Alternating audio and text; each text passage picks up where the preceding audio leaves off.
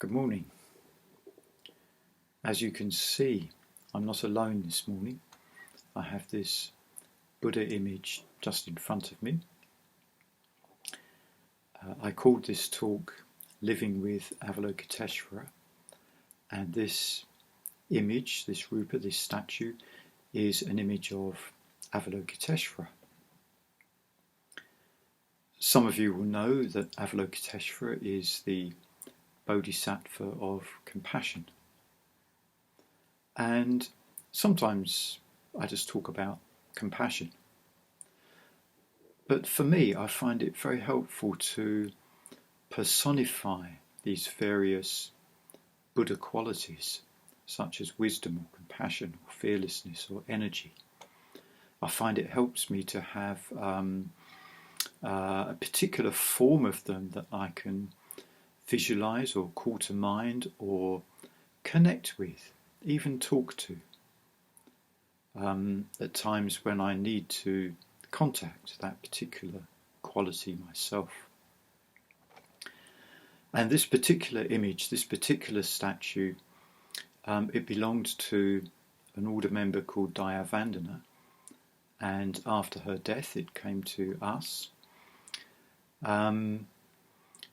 The Daya part of her name in Bodhivajra means kindness, which is very close to compassion. And that's certainly something that I remember about her. She was very kind, very considerate, very caring kind of person. So I remember that, I appreciate that quality in her very much. And also there's some sadness. I remember being with her on the night that she died in hospital, which is a strong experience. And she was ordained. She had her public ordination at the Norwich Buddhist Centre, which some of you may have been at. I was there. But she only lived about another 6 or 7 weeks after that, until her death. So Avalokitesvara, the Bodhisattva of compassion. What is compassion? What does compassion mean? What does compassion consist of? I think the main point that I want to put across in this short talk is what we actually feel if we are trying to feel or develop compassion. Compassion is something which we feel in our heart. We perceive suffering in the world, and we respond with compassionate feelings and hopefully also compassionate action wherever that is possible. It's not always possible, but wherever it is possible, hopefully we can act as well as just feel compassion.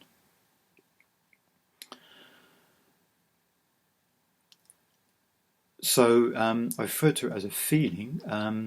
It's also an intention, and also it's an expression of metta.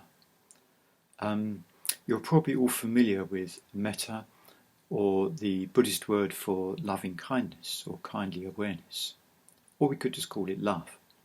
But love in the not in the sexual sense or the romantic sense. This is altruistic love or universal love, loving kindness.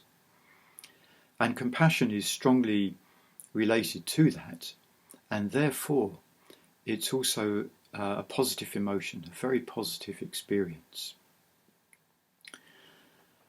Both metta and karuna or compassion, they are both, they're two of the Brahma Viharas, which are all very positive mental states, mental and emotional states, which we can develop through meditation. So this may be a surprise to some of you that compassion is a very positive mental state, because when we encounter suffering in the world, well, does that bring about a positive mental state in us? Or does it just bring about feelings of horrified anxiety, feelings that we see all this suffering in the world. We want to do something about it, but we don't know what to do about it. We can't do anything about it. Maybe we feel guilty that we're okay, but somebody else is suffering intensely. We can easily feel overwhelmed with these feelings. Maybe we can look at the nature of suffering. We can look at it in a way which is kind of a reflection or a contemplation on the nature of suffering. And we can be aware of our own feelings, whether our feelings are positive or painful. So the reason I'm suggesting that compassion is a positive emotion is because compassion is our heartfelt desire for the relief of somebody's suffering. It could be our own suffering. We can have compassion towards ourselves as well as towards other people. So it's the heartfelt desire for the relief of suffering, whether it's our own or somebody else's.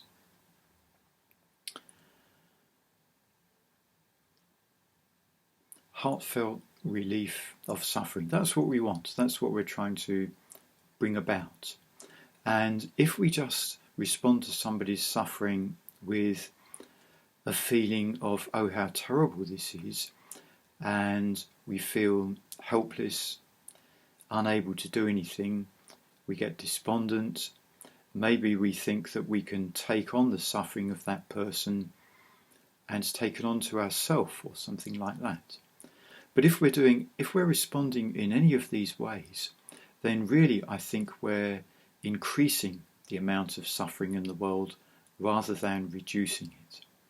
So what we don't want to do is to bring all that suffering onto ourselves in such a way as we ourselves then suffer. What really would be the point of that? And probably the other person or the other people whose suffering we perceived, probably they are still suffering anyway.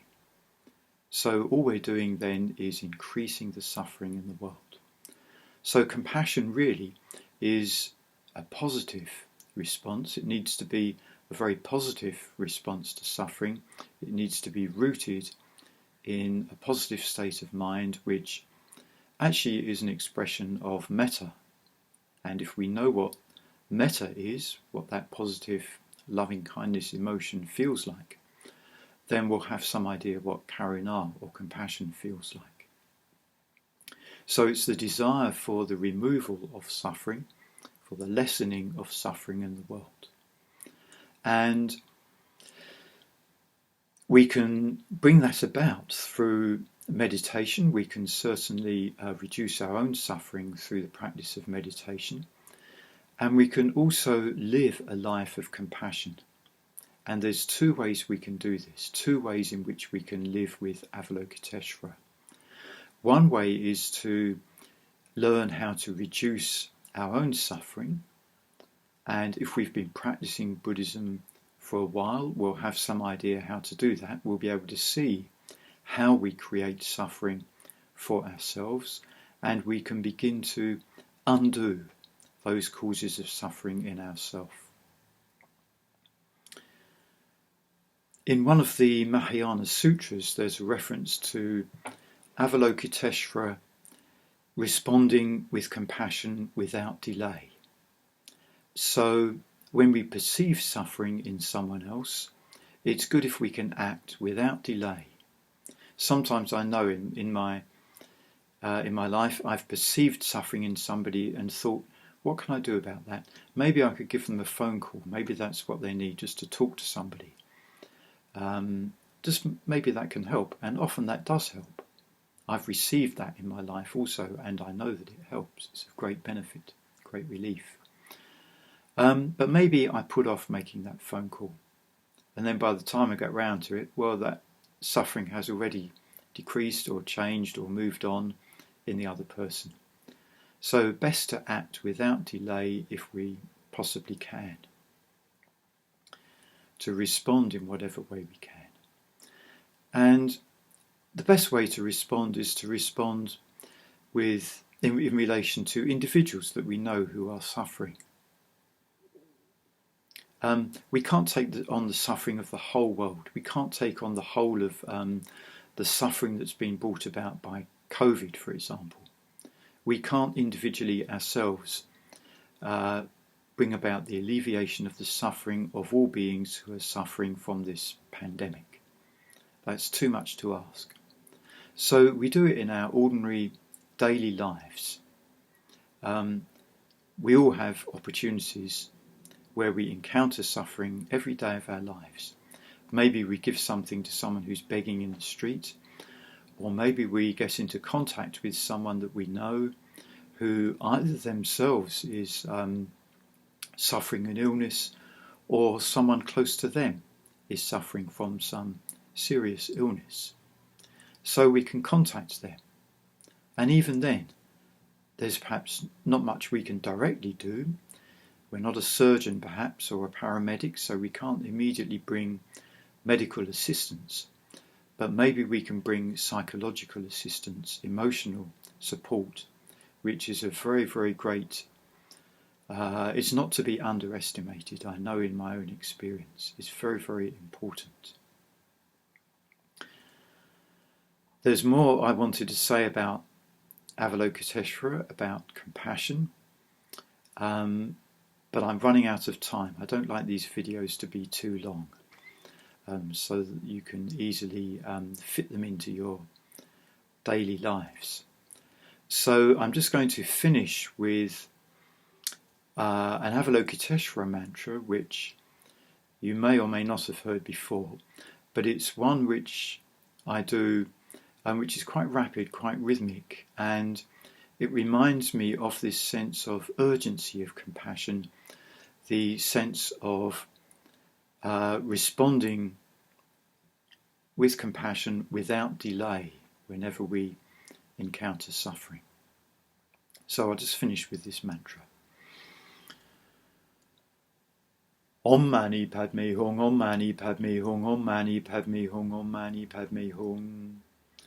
Om Mani Padme Hum, Om Mani Padme Hum, Om Mani Padme Hum, Om Mani Padme Hum. Om Mani Padme Hum, Om Mani Padme Hum, Om Mani Padme Hum, Om Mani Padme Hum. Om Mani Padme Hum, Om Mani Padme Hum, Om Mani Padme Hum, Om Mani Padme Hum. Om Mani Padme Hum, Om Mani Padme Hum, Om Mani Padme Hum, Om Mani Padme Hum. Om Mani Padme Hum, Om Mani Padme Hum, Om Mani Padme Hum, Om Mani Padme Hum. Om Mani Padme Hum, Om Mani Padme